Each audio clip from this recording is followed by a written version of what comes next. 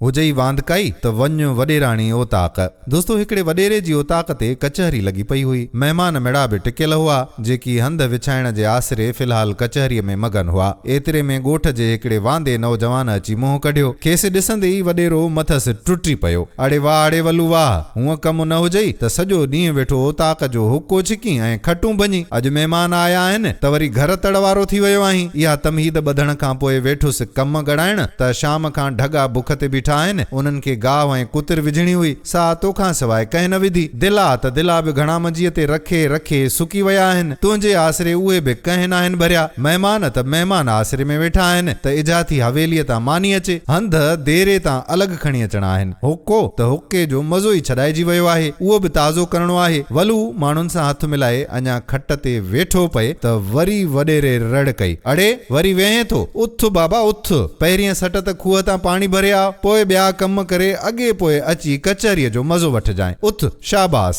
ॾाहो थी उथ, जल्दी कर। वडेरे जी झाड़ ॿुधी वलू पंहिंजो वेहण वेह सम्झंदे कम जे लाइ उथियो ऐं पंहिंजे मुंहं भुणकंदो वियो त हुजई वांदकाई त वञ वडेराणी ओताक। मतलब त वडेरे जी ओताक ते ग़रीब खे न वञणु घुर्जे, वेंदो त रुगो कम ई कम करणो पवंदुसि। दोस्तों इन ॻाल्हि सां अवां मुतफ़िक़ आहियो या न, कमेंट्स में ॿुधाइजो ऐं वीडियो खे शेयर बि ज़रूर कजो।